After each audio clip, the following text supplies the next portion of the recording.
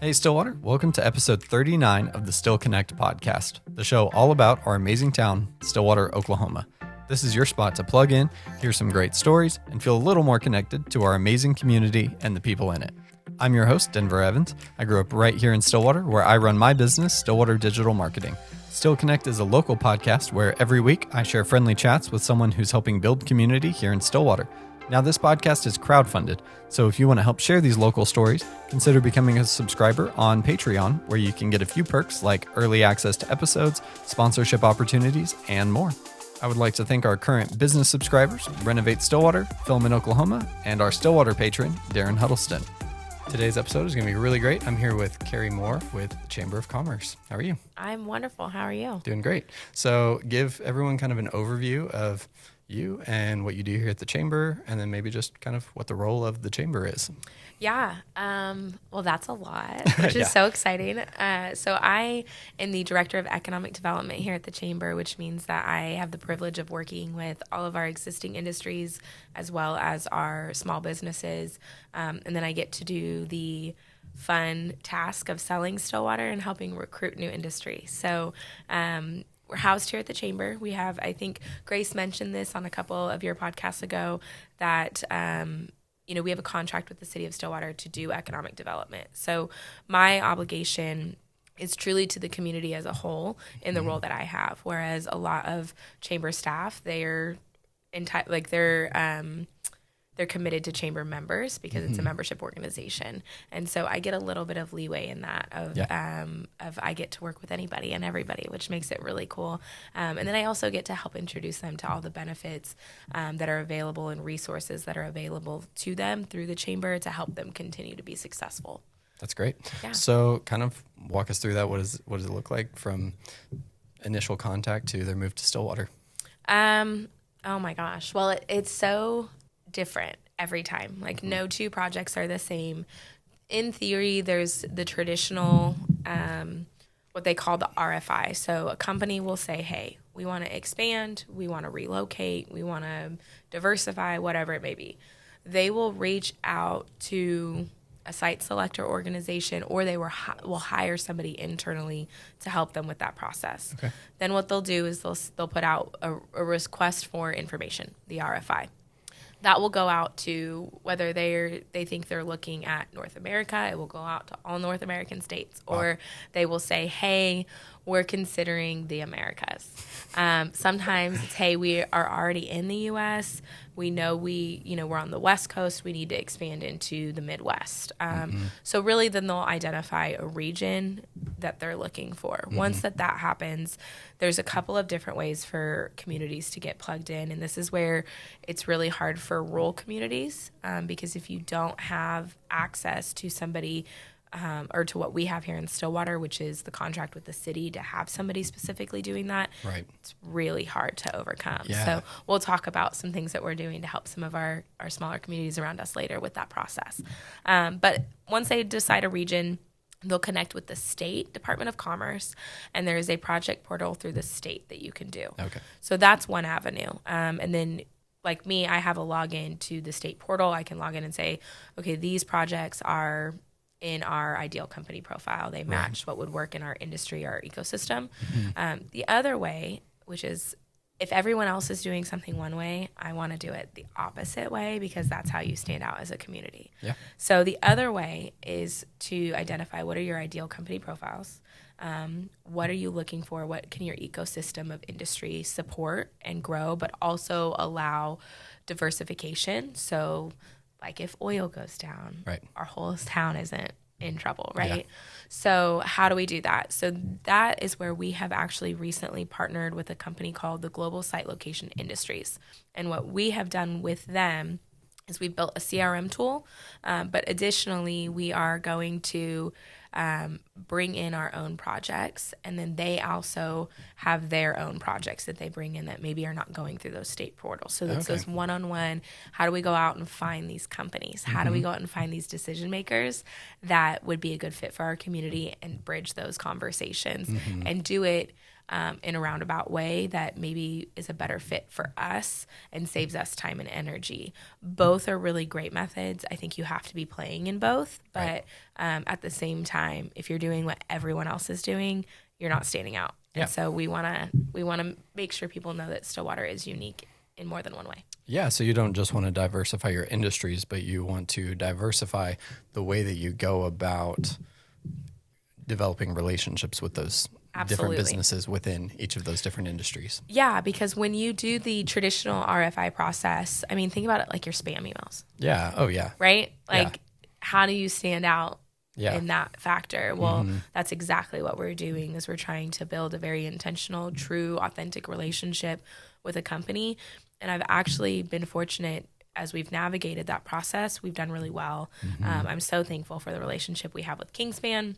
That was not a traditional economic development project. So Kingspan. Yeah.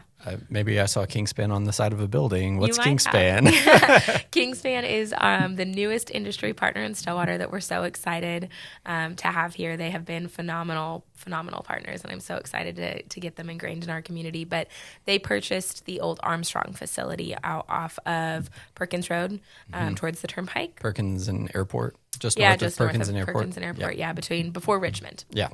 And so they are going to, as a company as a whole, they're a international conglomerate. I mean, they're huge. And they do building materials manufacturing. So primarily their strongest where they started was insulated panels.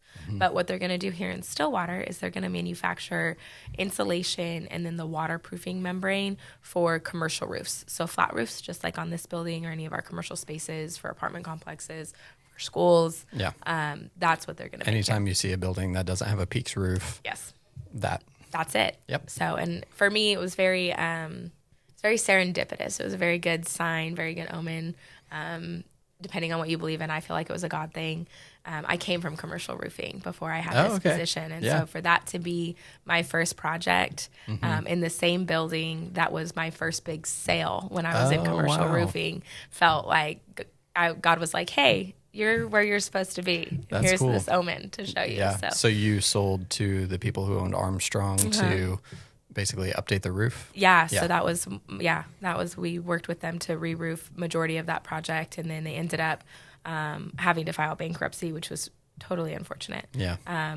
We still got paid. Right. Thankfully, but that's good. That's good. Yes. And the building, I think one of the most underappreciated influencers for economic development is a good facilities manager, a good building manager. Yep. And I will sing Brian's praises all day long because he joined Armstrong at the tail end and helped turn that plant around a lot. Oh, yeah. And then when they shut down, he was actually kept on by the temporary owner to maintain the facility. Yeah. And he did such a great job that when Kingspan came in, that building was so easy to sell because it was in great shape. Right. And it was ideal for what they were wanting. So it was just a lot of really like the stars aligning. Yeah. But there's other times where that's not the case. And that's what we saw with USA Rare Earth. That building sat vacant for such a long time because the facility itself wasn't being invested in. So it was hard to get somebody else to see the opportunity. Yeah. And then the building just deals with what they would normally deal with anyways, but then issues just aren't addressed over time. Get worse. Leaky roof. Yeah. Whatever. It's like car maintenance. You know what I mean? Just do the preventative maintenance. You're going to end up in the long run in a lot better shape. Yeah, that makes sense. Yeah, because I mean, I feel like there are a lot of spaces in Stillwater that maybe we've seen for a while that are vacant. And obviously if those aren't being maintained, then they're not going to be as valuable when somebody does finally want to use it. Because of the cost of having to then go back and fix it up. Whereas if you maintain it, you're going to stay vacant a lot shorter period of time, typically. Yeah. So that's it's a fun system to work within. So tell us kind of your story. How did you go from wherever you started to this? Oh my gosh.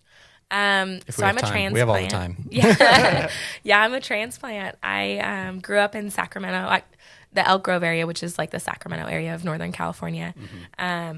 Graduated and took a semester off to kind of just explore, figure out who I was a little bit, and then decided to come to Oklahoma State. Came to OSU. I lived in good old Parker Hall on campus, and literally fell in love with Stillwater. I remember when I came to tour, I walked onto campus and I was like, this kind of feels like home.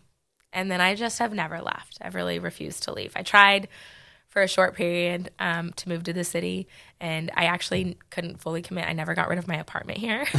And I would come back here on the weekends, and finally I was like, okay, I'm going to go back to school, and I'm going to and stay in Stillwater. So through school, I had the opportunity to work for a commercial janitorial company, which was ideal because I could do classes during the day and then working and doing account management for them. That was all night work. Nobody else was there. I could walk buildings at night. Nice. So I got plugged in and got involved in a building owners and management association out of Oklahoma City called BOMA OKC.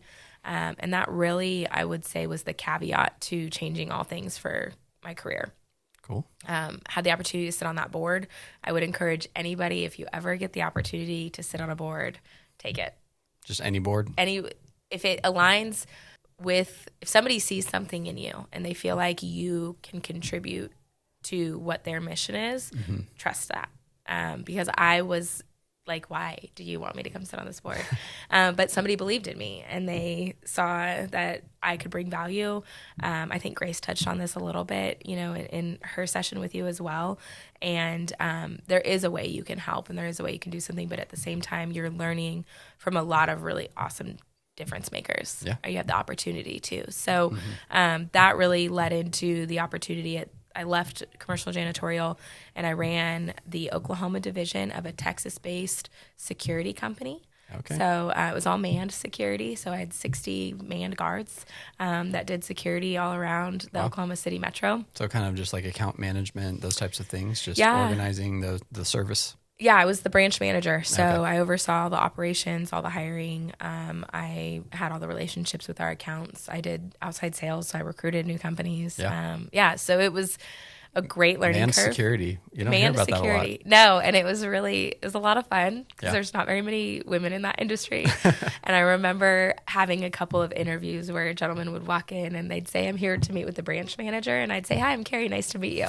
And they would go, oh. And like one guy was like a woman branch manager. Okay. Wow. So interesting. It's just a different industry. It's 24/7, 365 days a year. Yeah. So with small kids, that wasn't ideal. I can imagine. And I had the opportunity all through BOMA, like each of these opportunities came through that association that I was involved in. Okay. Just meeting different people and them seeing potential. And I'm so thankful that they did because then that led to me getting into selling commercial roofs. And I was working with a lot of commercial real estate professionals, a lot of building investors, facility managers like Brian, right? And really learning about what it is that they need to make those properties successful, whether that's tenant relations or community relations or vendor relations, right? Like how does that network all work? Right. And then I had the opportunity to chair what at the time was the Young Professionals Board here in Stillwater. And I got to help with the transition of taking that from, as Elaine stepped in and at the chamber, we went from a board to a committee. Okay. And so we walked through that transition. And during that period, I was getting to sit on the chamber board and I got to watch Elaine's leadership and see what was happening here and what was happening with the rest of the team and what a difference that they were committed to making in our community and with our businesses. And Reagan, who had been in this role previously, she was moving and she texted me and said, hey, my job's going to be open. I think you should apply for it. Cool. And I'm like, that's really sweet. Thank you. I know nothing about economic development. Are you sure? And she was like, yes. And so we met, we talked through, and I've been fortunate to be mentored by really great people along the way. And Rebecca Eastham has been phenomenal. Roger Gose has been phenomenal. Elaine, obviously, Brady at the city, everybody willing to let me learn along the way and figure things out and that aren't too put off by maybe some out of the box ideas I have every now and then. Yeah. Yeah. Sometimes it's good to get a fresh perspective. Yeah. Yeah. So that's kind of the story. It was long. Yeah. Well, so what does that training process kind of look like?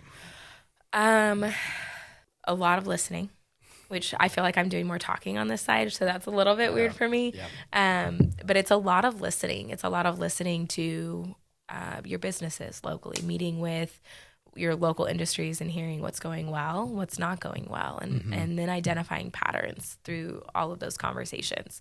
It's listening to workforce needs. It's listening to your community partners with Meridian, with Stillwater Public Schools, with OSU, and figuring out, okay, how do you make connections so that both needs are met and everybody's lifted together. Like my goal is to never be the expert. I don't want to be the expert in workforce. I don't want to be the expert in, recruitment or whatever that might be. What I want to be is the conduit that connects the experts and helps them learn from each other and learns from them along the way. That's really great. I heard something one time is like when you're trying to solve an issue, if you go to an engineer, they're going to tell you that the solution is engineering. Yes. If you go to someone who is in a different field, they're going to tell you that their field is the solution. Maybe it's like marketing or something like that. It's like, oh, well, marketing's the solution. And I've seen time and time again, owning a marketing company, that I end up having way more conversations where I talk myself out of business than conversations where I talk anyone into working with me, just because I say, what are your issues? What are you struggling with? And they go, oh, I'm dealing with this. I'm like, okay, well, then you do have a workforce issue. Right. That's affecting your revenue. It's not that you need more people coming through the door, because if you did have more people coming through the door, they wouldn't be getting great service. Right. Which might be why you're not getting a lot of, returning customers or clients or something like that. Yeah. And so, it's definitely good to not want to be the expert. Yeah. Who says, oh, I'm the solution. Well, then you build trust that way, right? Yeah. Like when you're not trying to be the person solving all their problems, you're just trying to connect them to solutions that may work. I feel like that's where I'm seeing the most trust is that, I don't know that I can solve your problem and I can't come in and do, help you fix your business overnight, but I may be able to help you connect with someone that will inspire you to do things a little differently. Yeah. And that's really where it comes in and exactly what you're talking about. So kudos to you. Thanks. It's been a learning process. Yeah. And of course, never want to fully be the expert. So yeah. Well, and a lot of times what I found is it's multiple things working together. Yeah. So like what you're saying, maybe we could improve marketing in these ways, but it's only going to go so far because we really need to work on your onboarding process so your employees are empowered to have good customer service. So it's like a combination of those things and figuring out how do you help them address each of those. Which is really part of where Small Business University came in. So tell us about Small Business University. Small Business University is my favorite program of the year. Cool. Excuse me, I'm sorry. You're fine. I'll cut that out. I'll cut all this out. Yep. Thank you. So Small Business University came from really Elaine's 100 visits in 100 days, I believe. I wasn't fully on staff. So the first year that Small Business University was done, I wasn't a part of it. I've just been fortunate to work for years 2 and 3. And the idea really, or what she heard was, we have a lot of small business owners that have a dream. They want to open whatever it is that they want to open. Right. They get into it and they realize, I really don't know how to run a business. Like I am really good at making these things, or I'm really good at, customer service. I'm really good at whatever. But tying together all the aspects that it takes to be a business owner is really hard. And so we offer, it's through the summer, we partner with the Riata Center and with Meridian Technology Center. And we offer a summer program where business owners come in, it's about every other week, and we give core sessions. So we talk about, each year's a little different, but we've done hiring, we've done sales, we've done leadership, we've done HR, we've done marketing, we've done... I'm just trying to think off the top of my head. But anyway, so we do all these different skills. And really the goal for us at the end is that they walk away with things that they can apply to their business that aren't overwhelming to apply. And it's just one little step at a time to make it easier. And then they continue to build on that. So at the end of the program, if they have gone to 4 out of the 5 core sessions, they qualify to do a pitch competition. And the pitch competition is geared towards, what did you learn from Small Business University? How would you apply this to your business? And if you were awarded the money, what would it do to help you grow further? Right. And so, we've done it for the last couple of years, and we've seen really great results. If you've ever been to Bloom with Grace, they were in year 2, and she hadn't opened Bloom with Grace on Main Street yet. So that was really cool. It's been really encouraging to see where they've gone. Yeah, I think they won. Didn't they win like best new business or something like that? I think so. Yeah, in the news press. Yeah. So they've just done phenomenal things, and just run with it. And it's been really exciting to watch them. I mean, she had a great foundation already, but it was really exciting to watch her be through that program, and really, as she was considering opening it, gain some confidence. Yeah. And this last year, we really worked with the business owners on working on your business as opposed to in your business. And how do you tell your business's story? So when somebody asks you what I do, and I can tell you from the first session when we have everyone introduce themselves and then say what their business is and what it does, it was so awkward. Like, it was so hard for each of them to do that. And then at the very last session, we have them do it again, and night and day difference. They would say, hey, I'm so-and-so, this is my company's name, and this is what we do. And they had it was confident, you understood it. So it was really great to see people empowered and more comfortable in that role, right? As opposed to some like kind of imposter syndrome.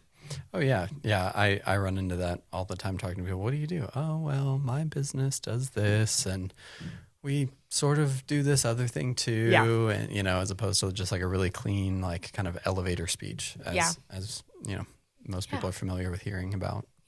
Well, and sometimes when you do a lot of things, it's like, well, I'm Denver Evans, I've ran into this problem personally because it's like, what do? We do marketing. Okay, well, what's marketing? Okay, well, it's, it's strategy, it's advertising, it's, content creation, photo, video, graphic design, drone photography. Like, at some point I start to bore people with like, with all the things. Here are all of the things we can do. Marketing is kind of a difficult avenue because marketing is such a broad word that is just kind of the medium in which you choose to connect with your audience. So kind of like we were talking about earlier, like you can improve your marketing, but if you have a workforce issue, then that's what it is. The example I like to use is like, we can get more people into your restaurant, but if your food doesn't taste good, then like they're not going to come back. Right. So the quality and the taste of your food is marketing, but that's not marketing that I help with. Right. Yeah, it is. Yeah, it's the experience. Yeah, because the experience is marketing. Yeah. So there's a quote about like a circus, and it talks about all the different parts of a circus, and it's like if you put up your tent, that's one type of thing. If you put a banner on the front of it, that's advertising. If you put a sign on an elephant and walk it around town, that's promotions. Yeah. And just all these different things. And if you're the ringleader organizing all of it, then you're the marketer. So very cool. But so marketing. That's a great analogy. Yeah. And I'm sorry, I don't remember who the quote was from. I read it in a book, but I know that it wasn't the author of that book who wrote the quote. But so really good. Marketing is just so broad that like sometimes I have to go into the specifics of these are the parts of it that I do. Also, there's like your job of like just doing a good job in the business that I can't change. I can't cook your food for you. I can't build your house for you. I am hearing you say essentially, I help people uncover where they have gaps in business, and then I identify whether or not I can help them improve those. Well, that's kind of the discovery meeting, right?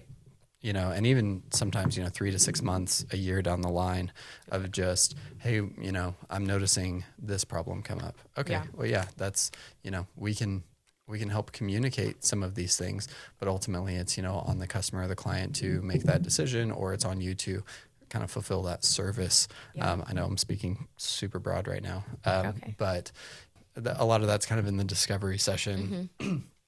Again, I've talked myself out of business with people more than I've talked them into it. But but you've probably saved yourself so much time and energy and frustration. Yeah, and relationships and other people as well. So I had an old friend come up to me. This was, I don't know, probably 4 or 5 years ago, and he said, "Hey, I want you to run my social media. I clean windows."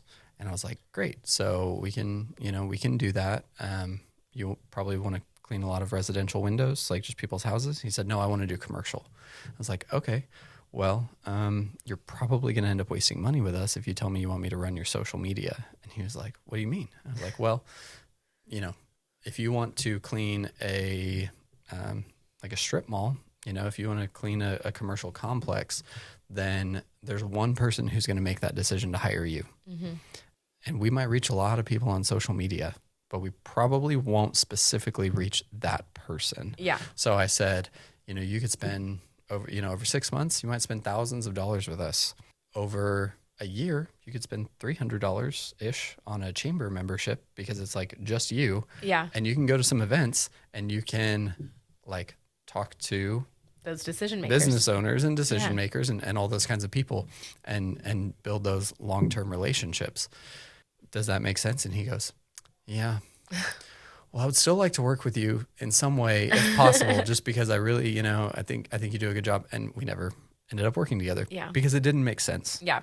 And I didn't want us to eventually have a bad relationship. Right. Because, I was offering a service that might have been a good quality service. Like I could have performed 10 out of 10. Yeah. But what I do would not solve the problem. Yeah.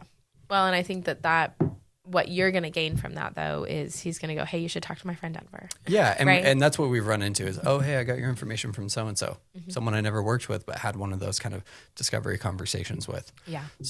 So from a city perspective, how do you look at what the city needs and then look far into the future to address how can we address that future need through bringing a new business into town? Yeah. So that's complex. It's so funny. I know that was a super vague question. No, it's Answer okay. it however you want. Yeah, no, it's great because economic development is, I'm just going to tell a quick story and then I'll dive into your question. You'll see why it all ties together. Yeah. So when I started, I had no background in economic development. So I had an idea of what I thought it was. Well, then I think it was 34 days into being in the role, I had to do the quarterly report to CETA, which is essentially city council on a different hat.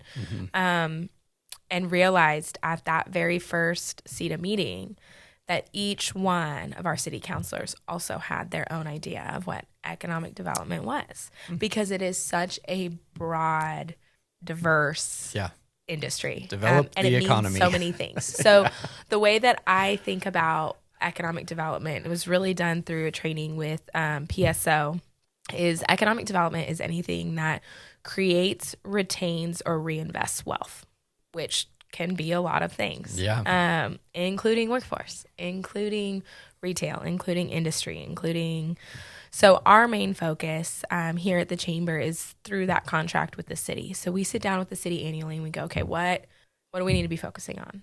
Where are we hitting marks? Where are we missing?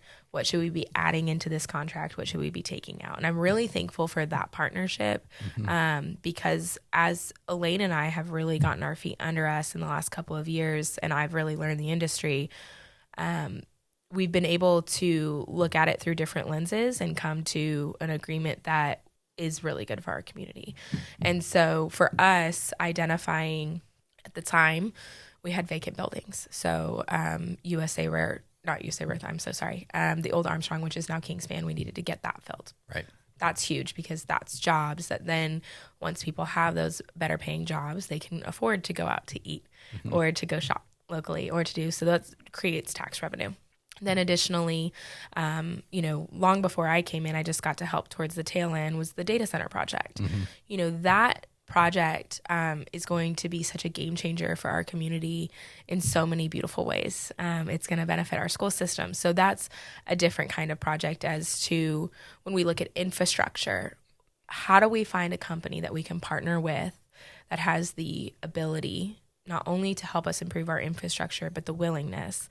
And on top of that, isn't going to put too much pressure on our infrastructure. So infrastructure is everything from roads to water to utilities to housing to your school systems. Right. And so when you start to bring in, you hear communities that will bring in projects that are like 500 jobs. Could you imagine if we had 500 new people coming to our community? Like, where would they live? Where would their kids, you know what I mean? True. So some of those things we have to be mindful of is you've got to crawl before you walk and walk before you run. Yeah. And so looking at those partnerships with the city, it's going, what projects do we have coming up as far as infrastructure, what needs, and then what can we do to recruit projects or recruit industry that will generate the tax revenue and the tax base that we need to either continue or move into the next step. So it's kind of like chess. Yeah. Oh, yeah. And I've never played chess. Like 3D chess. Like 3D chess, you know, and I've never really played chess, but I assume that's what it would be like. It's a lot. It's a lot. Yeah. And so it's really cool. So back to your question as of like, how do you decide, is really looking at what's the community the loudest about. So was that, do we need better paying and higher paying jobs? Absolutely. So one of our core, strategic plan initiatives, thank you, is to raise our community income level. Yeah. You know, we have a need for that in this economy. And so when I look at jobs, I feel like because that's one of our strategic initiatives, if the median income level of the company or the jobs coming in does not increase, is not higher than what we currently have, it's not a good fit for our community, and I don't spend my time on it. That makes sense. Because we need people to not only have jobs, we need them to have jobs that allow them to have a good quality of life. Right. And so we don't want a lot of low-paying labor jobs or something like that. Yeah, and all jobs are important, but Right. for our ideal company profile and what's important to our community, that's a deciding factor for us. And I am so thankful that we're in a position where we're not, like, some of our rural communities really have to take whatever they can get because they need something to get the ball rolling. I'm thankful I came in at a time where we get to be a little bit more choosy. That's not the right word, but that's the only one coming to me right that's now. a great word. Yeah, I like that because kind of like you were talking about, like you have to stay in that zone. Are you familiar with the zone of proximal development? No, tell me, So, teach me. so I heard about it first talked about in context of like parenting, but basically like if you were playing a sport like basketball against your kid, you know, and you have every ability to swat the ball out of their hand every time that they go for a shot, right? Right. You're not going to do that. No. That's mean. That's mean. Yeah. You also don't let them buy every time. Right. You know, you don't give them every opportunity, but you challenge them to the point where they're performing at their absolute best, and then you let them take a shot. Yeah. And so, and that goes into education, that goes into how, you know, a small business should operate. But like you're talking about in a community, like we have this level where we could really kind of like overdo it by bringing in too many jobs at one time or pursuing too many of those avenues at one time. And then all of a sudden we have a major infrastructure problem. Yeah. Or on the other end, we could be almost like too choosy and not let anything in. Yeah. And so what is the balance of bringing in those things at a level and at a rate where it helps our community grow and thrive at the same time? Because there are a lot of things, you know, you don't just dump an entire bucket of fertilizer on a plant. No. Yeah. And you also don't go, well, you know what? I bet if I don't water it, it'll just learn to be tough. Yeah, exactly. No, it will shrivel up. Yeah, exactly. That's a couple of really great analogies. I want to look into, what was that called? The proximity of? Zone of proximal development. Zone of proximal development. I like that. So for us, it was really identifying a strategic plan and core values, and then also meeting with community members and community leaders who had really great historical knowledge. Like Mike Woods, for example, who sits on the chamber board, has been phenomenal. I'm so thankful for him because he gets it from so many different levels, and he's been here for so long that he knows where we've done well and where we could have done better. Yeah. And so that's that historical knowledge that's so important, but also looking at, it's gotta be a combination. So like you said, you don't pour all the fertilizer on one plant. You spread it out in a garden. So for economic development, that's quality of life, right? So that's looking at, you know, I know that Brady, our city manager, has been working on the Rails to Trails program for years. Like that's going to be a huge quality of life improvement for people who really value walkability. Then you look at Block 34. I know you've interviewed Steve Irby and you know Kicker and Simmons, and we're so thankful for that public-private partnership that made that possible. And that took people who were invested in the community and the city working together to make that happen, that we're all going to benefit from. And then you also have, you know, the industry. So we've talked about recruiting the data center project. We've talked about Kingspan and Rare Earth and what's happening with National Standard and ASCO and all of those. So that north side of town where you've got industry development. But then you also have an aspect of connectivity. And that's where the airport really comes in. And I cannot give Kelly Reed and Christy Morrison and OSU and, the city enough credit for all the work that has happened behind the scenes to make this project, and that resource and that tool available to our community. So when you say, like, how do you decide, does it fit in that ecosystem that I just laid out? And does it expand that ecosystem in some way and make it better? Or are we going to be in a place and really being able to ask the questions of, is this too much of one thing? Is it not enough of another? Right. And then does it align? Is it sustainable? So sustainability is a huge part because it's really easy to want. Economic development is a long process, and it seems like in the last few years we've had a lot of wins that have come really close together. But those wins started, and those projects and those opportunities started a long time ago. Yeah. And maybe even at drastically different times. Very different times. Yeah. And so, like, the Kingspan project is such an anomaly because it did happen so quickly. They came out, and that building was in great shape, and it was laid out to what they needed it to be laid out. So when did that start? Like, when was kind of first contact with them? So I started in February of 24, and it was right about that time that we got a call from the listing agent that said, hey, we've got somebody that is interested in this building. And that one didn't start in a traditional way. They found the building first, and then they came to us. Yeah. And so that one was like a month into me being in this role. Yeah. So that one happened very quickly. Yeah, so 24 to late 25. Yeah. Basically 18 months. They closed on that building in 2025. Okay. So they came and saw it, in 2024. Okay. They came and saw it, and I think it was in March, and then closed on it later, a couple months later. Wow. And then have been working. Yeah, so they were ready to go. They were ready to go. Yeah. Yeah. So not every project's that way. That's, like I said, that's the anomaly. I wish Yeah. they were all that way. Right. But then you look at, like, the data center project. That started in 2018. Yeah. Of just putting in information about land opportunities. And so, and then we've seen, like, USA Rare Earth is really ramping up, but that's been a long process for them. And I'm so thankful that they've stuck it out, and they have leadership and team members that believe in their mission, because then Stillwater can believe in them too. Yeah. And so I'm excited about that. Yeah, that's really great. Yeah. So what are some things kind of moving into, sorry, let me back up. Could you kind of describe what phase we're in? Because you've kind of mentioned, moving to the next phase, but from a maybe just a individual community member perspective, someone who's, just driving to work right now, listening to this, what kind of is the phase that Stillwater's in? Because we hear a lot of, like, one-off conversations, and we hear silly things like, we have too many chicken restaurants and car washes, and those kinds of things. And of course, those things are not necessarily in the control of the chamber. It's kind of just like, if there's land and someone wants to open something, then it just has to be zoned correctly, and they can kind of they don't have to come to the city or the chamber at all. They can just move in and pop up and do what they're going to do. But we hear a lot of, like, one-off conversations about this thing's coming in here and that thing's coming in there. What's kind of the broad vision moving forward? I think our mayor said it best when he said that we're in an economic development renaissance. That's truly what it feels like.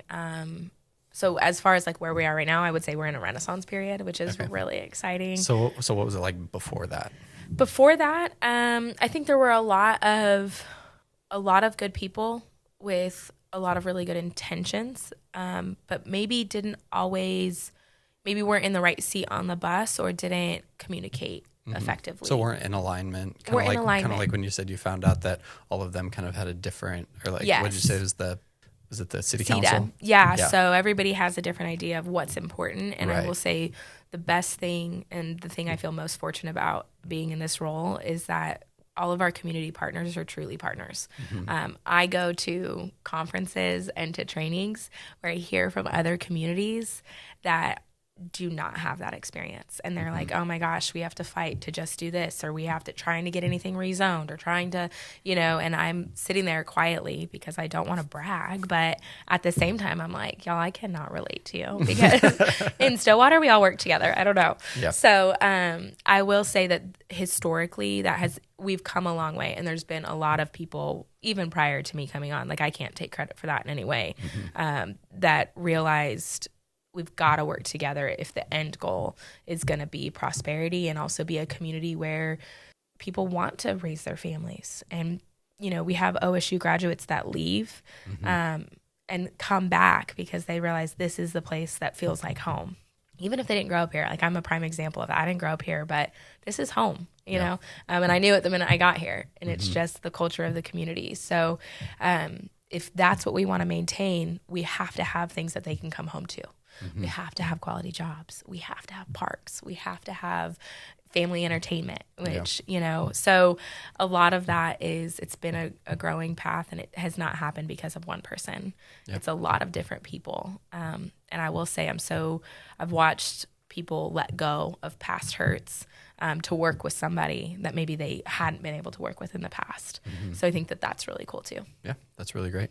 So what are some ways that just kind of everyday community members can support the economic development of Stillwater?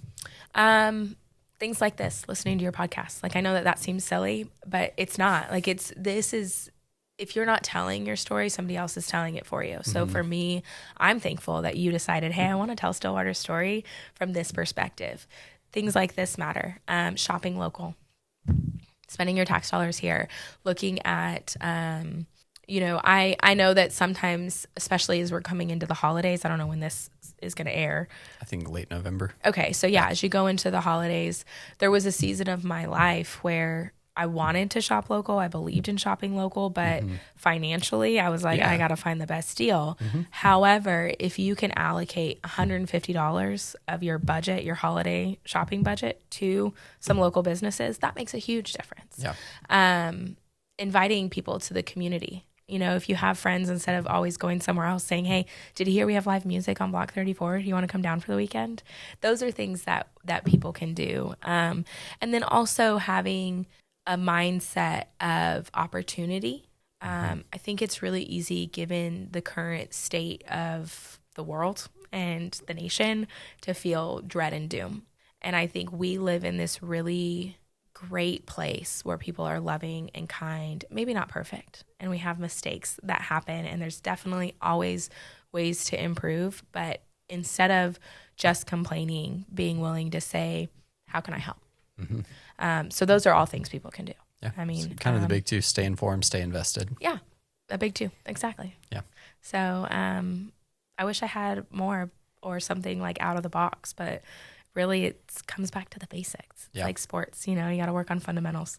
Yeah, true. And I think, we live in such a globalized world where it's really easy and tempting to just be like, I'm going to hop on Amazon and buy this thing. And it's not that, Stillwater can't provide everything for everyone. Right. So there are those times, but we live right in between Oklahoma City and Tulsa, so we pretty much have everything we need for a good quality of life within arm's reach of Stillwater, for sure. And Wichita is kind of underrated in terms of like, it's right there too. Yeah. I do love Wichita. Yeah. So, they're kind of all the, 3 major metropolitan areas within hours of Stillwater. Yes. And so, but yeah, just figure out where you can buy stuff local. We love seeing local businesses. No one likes driving down Main Street and seeing an empty storefront. No. Everyone likes driving down Main Street and going, oh, there's a new thing there. That's really great. But yeah, they're, our small businesses need help.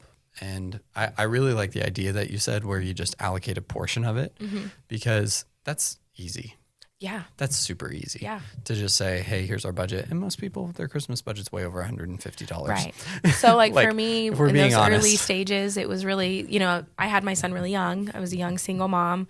My family was in California. I was here. Like I didn't have a lot of support. Right. Yeah. And I had a lot of support. I shouldn't say that. I didn't have a lot of financial leniency. Yeah, right. Right. And so I always said, I'm going to always buy our Christmas ornaments locally. That's it. That's where I started. So if you can just start somewhere small, over the years, it's been, okay, I can buy, we try to do, something you need, something you read, something you want, something you wear. Those are the 4, like, how we allocate Christmas presents. That's awesome. So if I can cover, now I'm at a point in life where I can cover those locally. Sometimes I can't, but if you're just mindful of taking baby steps. Mm-hmm. Well, and also just kind of like, upcycling. I don't know if that's the right word, but just, kind of thrifting. Like my wife and I, we like to check out the thrift stores. We started a VHS collection recently, just kind of for fun, Yeah. I've got some for you then. Oh yeah. Yeah. We're moving. Yeah. There are just, there are so many, just like even, so for those of you, you don't see this on this side of the camera, but my podcast case, I wanted something where I could, collect everything, have it in one case, have it super organized. And I knew I needed a box, and I looked online and I was like, I could buy an equipment box, or I could buy a really cool vintage suitcase from a local thrift shop. Shout out to Memory Lane Vintage Mall. Hey, they did Small Business University. Oh yeah. Yeah. Yep. There you go.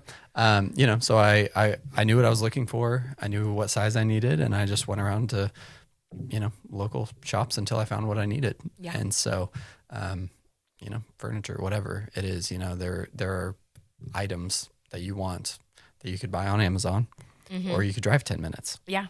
You're probably already out and about in town. So, I love it. And your case is cool. So I would challenge that sometime after this airs, take a picture and post it. Oh yeah. Yeah. I've been meaning to for a long time. It's very cool. It was like, I think it's the first compliment I gave you when I saw you set up with Grace. I was like, that is so cool. Oh.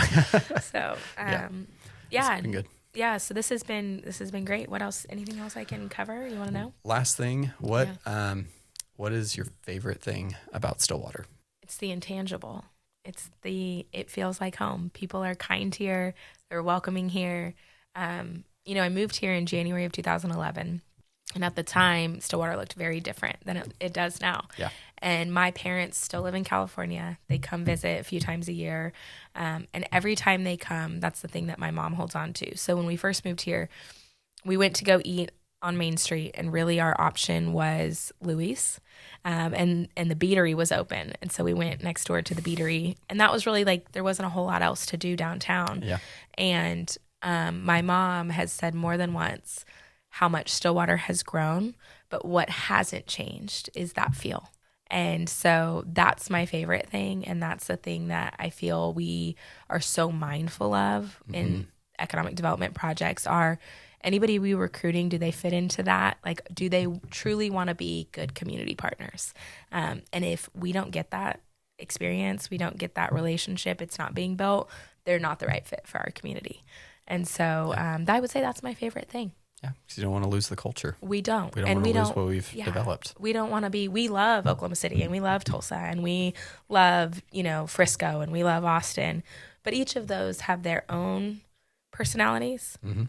We want to be Stillwater's personality. We don't want to be any of those. We want to be us. So that's the thing that I would say I love the most. Well put. Thank you. Awesome. Thank you for your time. Thank you. This was exciting. Yeah. So great. Thanks for tuning in to Still Connect. I hope you enjoyed that conversation with Kari. Be sure to check out the Chamber on all of their social media, linked in the show notes below, as well as the podcast social for highlights, updates, and more. And be sure to share the podcast with all of your Stillwater friends so that we can grow the podcast and our community. If you love hearing Stillwater stories come to life, I would really appreciate your support on Patreon. For a subscription starting as little as $5 a month, you can help grow the podcast, plus get early access to episodes, behind-the-scenes looks, and a shout-out on the show. Higher tiers let you submit questions for upcoming guests, receive podcast merch, and even appear on an episode yourself. Every bit of support helps grow this community and keeps local stories front and center. Together, we can keep Stillwater connected, one conversation at a time. Speaking of which, I would like to thank our current business subscribers, Renovate Stillwater, Film in Oklahoma, and our Stillwater patron, Darren Huddleston. And remember, we all need community, so even when life gets busy, make sure you still connect.